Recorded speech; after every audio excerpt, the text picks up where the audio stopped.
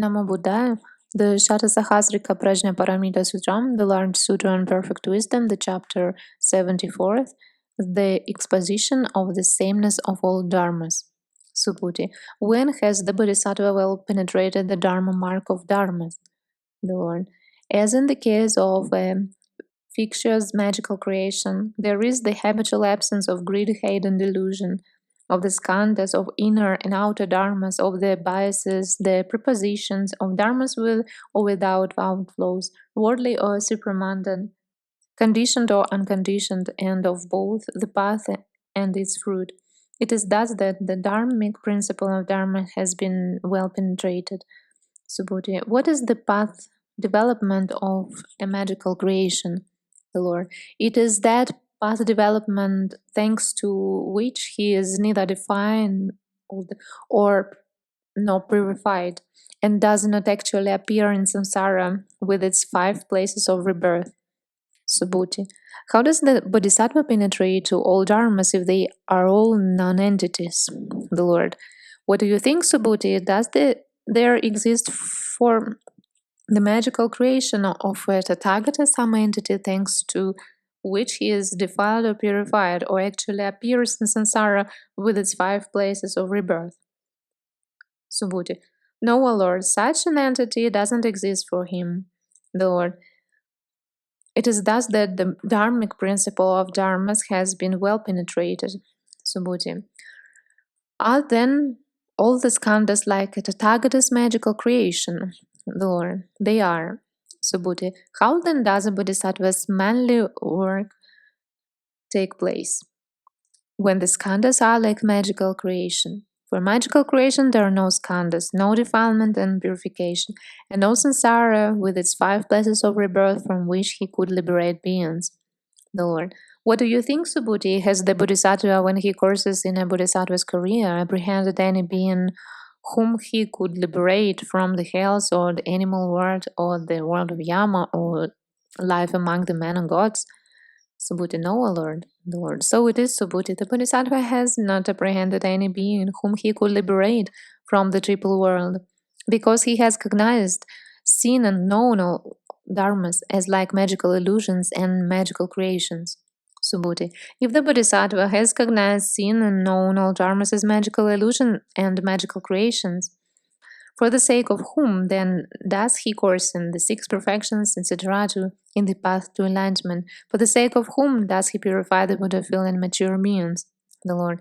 If beings on their own could cognize all dharmas as being like magical creations, and then the Bodhisattva would not for countless eons course for the sake of beings in the career of a Bodhisattva, but because beings on their own do not recognize all beings as magical creations. Therefore the Bodhisattva courses for countless eons in the 6 perfections, matures being and purifies the Buddha field.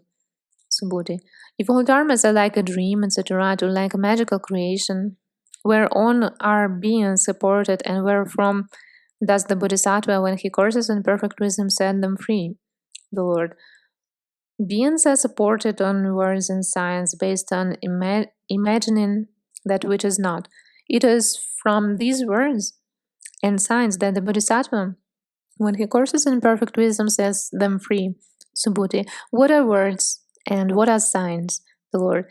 An adventitious designation in this is this: something added on, words or signs, they are artificial designations, whether they refer to the skandhas or to women and men, sons or daughters, people in the hells, animals, beings in the world of Yama, gods and men, conditioned dharmas or unconditioned dharmas, the fruit of a extreme winner, etc., to full enlightenment. In fact, mere conceptual dharmas are all these words, because they are just words. Mere words are all these conditioned things to which the foolish common people have become attached. But the Bodhisattva who courses in perfect wisdom and is endowed with skill and means dissuades those beings and says to them, from false imagination has all this verbosity arisen. Do not get attached to a false imagination, to a non-existent entity which is empty in its own being. Since all dharmas are empty, well-informed people do not settle down in them. It is thus that the Bodhisattva coursing in perfect wisdom demonstrates dharma to beings with skill and means. And what is a sign? Twofold are the signs to which the foolish common people have become attached. Which two? The sign of form and the sign of the formless. And what is the sign of form? Whatever form there is, whether gross or fine, whether inferior or exalted, that one seizes on these momentary dharmas as the result of a false imagination, that is called the sign of a form. And what is the sign of formless? Whatever defilement may be degenerated in him who has imagined something about formless dharmas after seizing on their sign. That is called the sign of the formless. Therefore, the Bodhisattva who courses in perfect wisdom, but his skill and means turns people away from that sign, makes them enter into the signless realm and establish them therein, and that is such a way that they do not fall into a duality, distinguishing the sign here from the signless there. It is thus that the Bodhisattva, when he courses in perfect wisdom, by his skill and means turns beings away from the sign and establishes them in the signless realm. Subhuti. If all dharmas are no more than this, no more than words and signs, mere concept arisen from imaginations, how then does the Bodhisattva, when he courses in perfect wisdom himself, reach distinction in wholesome dharmas, and how does he establish others in the distinctive achievement of those wholesome dharmas by which they fulfill one stage after the other? And how does he enjoin the triple vehicle upon beings? The Lord. If the sign were an entity and not a non-entity, then this Bodhisattva who courses in perfect wisdom could not reach distinction in wholesome dharmas, nor could he enjoin this distinction on others. But since the sign is a non-entity and not an entity, the Bodhisattva, when he courses in perfect wisdom, fulfills all spiritual practices by way of the signless. Having fulfilled these wholesome dharmas, he enjoys them also on others, but by way of the signless. If there existed in dharmas a sign of a dharma even as small as the fine point of the tip of a hair, then this Bodhisattva who courses in perfect wisdom could not fully awake to a dharma which is signless and unrememberable and not a proper object of attention, and he could not establish beings and thusness and in dharmas without outflows. For all dharmas without outflows are signless, unrememberable, and not a proper object of attention. It is thus that the Bodhisattva who courses in perfect wisdom works the will of all beings to dharmas without outflows. Subhuti. If all dharmas are signless, unrememberable, not a proper object of attention, how then can one enumerate as follows? These are dharmas without outflows, these dharmas without outflows, these are common dharmas, these uncommon dharmas, these are disciple dharmas, these pratika Buddha dharmas, these bodhisattva dharmas, and these Buddha dharmas. The Lord. What do you think, Subhuti? Is the signless one thing? And are the disciple dharmas, etc., to the Buddha dharmas another? Subhuti, no, Lord. The Lord. Is then the signless the name? Is then the signless the same as the fruit stream winner? Etc., to the dharmas of a Buddha? Subhuti. So it is, the Lord. So it is. Oh, well gone. The Lord. By this method also should one know that all dharmas are the signless. When the Bodhisattva trains in all dharmas as signless, then he grows in wholesome dharmas, the six perfections, etc., to all Buddha dharmas. And why? Because the Bodhisattva should not train in any other way other than in dharmas which are emptiness, signless, and wishless. And why? Because in these three doors to emancipation, all wholesome dharmas are contained. And there, the emptiness door to emancipation means that which is empty of all marks. The signless door to emancipation means the departure to signs. The wishless door to emancipation means that which has not been brought about. When he trains in these three doors to emancipation, the Bodhisattva trains in the 5 skandhas, the 12 sense fields, the 18 elements, the 4 holy truths, conditioned production with its 12 links, the emptinesses, etc., to the 18 special Buddha dharmas. Subhuti. And how does the Bodhisattva coursing in perfect wisdom train himself with regard to the 5 grasping skandhas? The Lord. Here the Bodhisattva who courses in perfect wisdom wisely knows form and how form is produced and stopped, and also what is the substance of form. How does he wisely know form? Since it is altogether full of cracks and holes, he wisely knows form to be as unsubstantial as mass or form. And how does he wisely know the production of form? Since it is said that form doesn't come from anywhere, nor does it go to anywhere, he wisely knows the production of form from the fact that form has not come from anywhere nor gone to anywhere. It is that the Bodhisattva wisely knows the production and passing away of form. And how does he wisely know the suchness of form? Suchness is produced or stopped, doesn't come or go, is not defiled or purified, does not grow or diminish. Thus he wisely knows suchness. Suchness never falls to itself. That is why it is called suchness.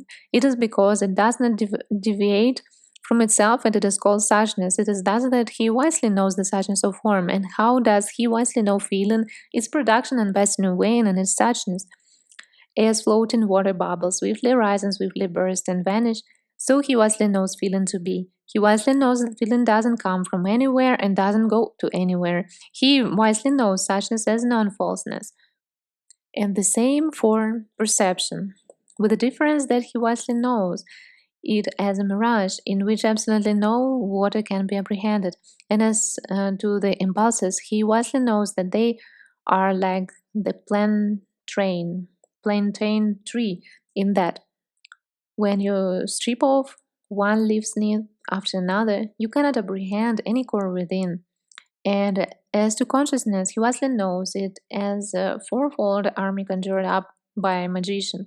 And how does he wisely know the elements? The I element is empty of own being, of the I element. And so for other 17 elements. And how does he wisely know the sense fields? Inward dharmas are empty of inward dharmas, and outward dharmas are empty of outward dharmas. And how does he wisely know the holy truths? He wisely knows knows it as a truth, knows it as the truth of the holy man. He wisely knows the truth of the holy man to be released from duality, because it has been said that non-dual is the truth of the holy ones. And so for the other three truths. And how does he wisely know the suchness of will and the other truths? He wisely knows the suchness of will as just suchness, and so for the other three truths. And how does he wisely know conditioned production? He wisely knows it as neither production nor stopping, neither cut off nor eternal, and neither single nor manifold, neither coming nor going anywhere, nor going away, as the appeasement of all futile discoursing, and as bliss. Subhuti. If the Bodhisattva who courses in perfect wisdom wisely knows the mutually separated dharmas in this manner, would not thereby the realm of dharma be upset? The Lord.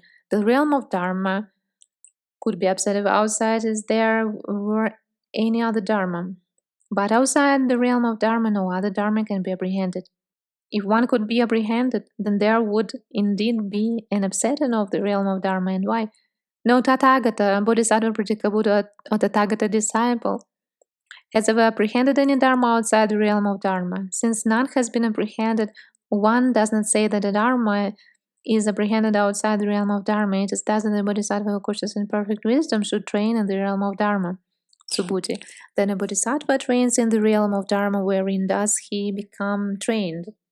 He becomes the Lord. They become trained in all dharmas. And why? Because all dharmas are the realm of dharma. Subhuti. For what reason are all dharmas the realm of dharma? The Lord. Whether the Tathagatas do or do not appear, this dharmic element is established in dharma because there is no discrimination about it. In other words, both the conditioned and unconditioned realm are the realm of dharma. It is thus that the Bodhisattva, when he trains in the perfect wisdom, is trained in the realm of dharma and in all dharmas as well. Subhuti. If all dharmas are the realm of dharma, how then should the Bodhisattva train in the perfections, etc., in ready speech? How should he train in the path to enlightenment, wherein all dharmas should be cognized in all their modes? Since in the realm of dharma these false discriminations do not exist, may the Bodhisattva avoid coursing in the perverted views, and may he not delay himself by something which is in fact no impediment. And why? Because these false discriminations are not in the realm of dharma, For the realm of Dharma is not the skandhas, no, it is other than them. But the skandhas are just the realm of Dharma, and the realm of Dharma is just the skandhas, and so for all dharmas. The Lord. So it is, Subhuti, so it is as you say, the skandhas are just the realm of Dharma, and the realm of Dharma is just the skandhas. But if the Bodhisattva who courses in perfect wisdom would see any dharma outside the realm of dharma, then he would not be one who has set out for the supreme enlightenment. But since all dharmas are the realm of dharma, therefore the Bodhisattva who courses in perfect wisdom, after he has correctly cognized all dharmas as the realm of dharma, demonstrates the nameless all dharmas by way of name and conventional expression as follows: this is form, etc. This is enlightenment. The true character of their work for the will of beings. It is as if some clever magician or a magician's apprentice were, with the help of some suitable material preparations, to exhibit manifold kinds of shapes, figures of elephants, horses, or bulls, of men, women, boys and girls, of delightful parks, mansions, and pleasure groves, rivers, and lotus ponds. In addition, he would exhibit the clothes, carpets, and beddings, precious flowers and garlands, as well as food and drink, and he would delight people with songs and music. Whether he gives gifts, guards morality, perfects himself in passions, exerts vigor, plays with the concentrations, or develops wisdom, he delights people in these ways. He exhibits the three kinds of good families and various kinds of gods, and also stream winners, etc., to practical Buddhas, and he also exhibits those bodhisattvas who, beginning with the first thought of enlightenment course and the six perfections on the 10 stages, enter on a bodhisattva's special way of salvation, consummate the superanalogies, and play with them. Mature beings purify the Buddha feel, play with the trances, deliverances, concentrations, and meditational achievements, or give up all their limbs, or go on the difficult pilgrimage, or achieve the powers of a Tathagata, the grounds of self-confidence, the analytical knowledges, the great friendliness, or the great compassion. Or he may also exhibit the figure of a Buddha, complete in body and limbs. In reaction to these essentially foolish beings would think this to mean how well trained that man is, what a beautiful display he has made, how he delights all these people, how he exhibits so many kinds of shapes, even including the shape of a Buddha. And if there are among them any men who are well informed, judicious, clever, and endowed with the ability to make such like examinations, they will think to themselves, "This is a wonderful and astonishing Dharma, and yet no Dharma can therein be apprehended. For this man delights this crowd of people with non-existent Dharmas, and they do not apprehend those perceptions of being on the ground that those beings do not indeed perceive that what is actually real is what is not actually real. It is that the Bodhisattva does not see any Dharma as outside the Dharma elements. Coursing in perfect wisdom, through skill and means, he yet does not apprehend a being and has no concept of a being. The six perfections. He himself gives gifts, and he invites others also to give, and he speaks in praise of giving, and he also speaks in praise of those other beings who give gifts, one exquisite, etc. He himself develops wisdom, etc. The Buddha path. He himself proceeds having taken the 10 wholesome paths of action upon himself, and also others he established in the 10 wholesome paths of action, and he speaks in praise of the 10 wholesome paths of action, and also of those other beings who proceeds having taken the 10 wholesome paths of action upon themselves, one exquisite. And so for his observance of the Sabbath, maintaining the first 8 precepts, for his undertaking and the 5 precepts, his entrance into the trances, etc., to his development of the 80 accessory marks of a Superman, the emptiness of essential nature.